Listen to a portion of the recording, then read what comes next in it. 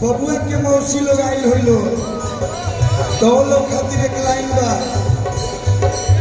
बबुआ के मौसी खूब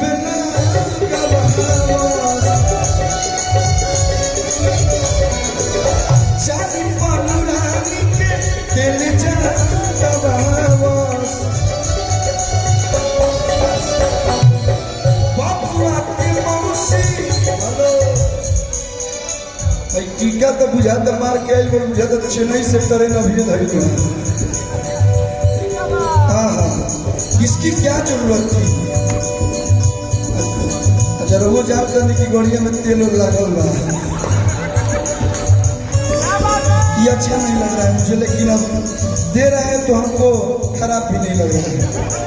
ये अच्छा नहीं लग रहा है लेकिन दे रहे हैं तो खराब भी नहीं लग रहा है। इहो के देखनी कि ना बलुआ फॉर्चूनर से चल एवरेस्ट देख के देनी है पैसा। बहुत बहुत धन्यवाद। और जितना भी अमित भैया के परिवार से लोग आई बा, भोजपुरी के पहला ऐसा कार्यक्रम है, नहीं तो सब लोग बीजिए बा एक लाइने से, लेकिन सब लोग गाना गा के 1-1 घंटा 2-2 घंटा बैठल बा। का है क्या कि सब लोग अपना परिवार में आई बा। तो एक बार सब कलाकार खातिर आप लोग जोरदार ताली बजा दें लोग। बबुआ के पापा, बबुआ के पापा खुशी में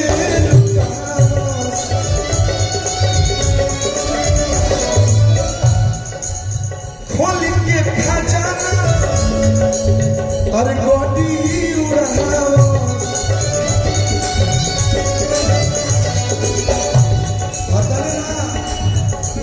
पैसे वाले तो आप हैं, खूबे नुहावे रंगदार हो खेला हरी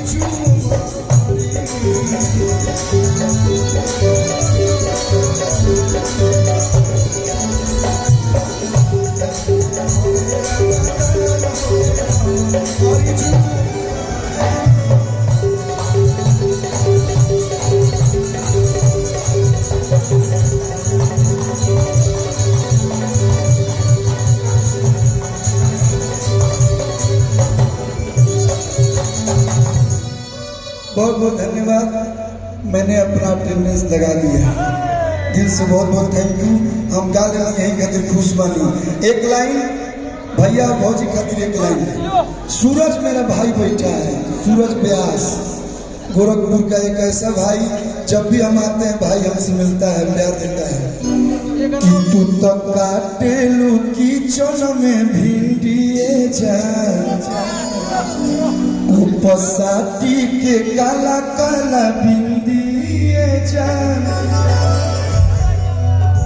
कि मन तोहरा पर जावा के गिल भइल बा। बोला काका गोरखपुर से किन दिए जा।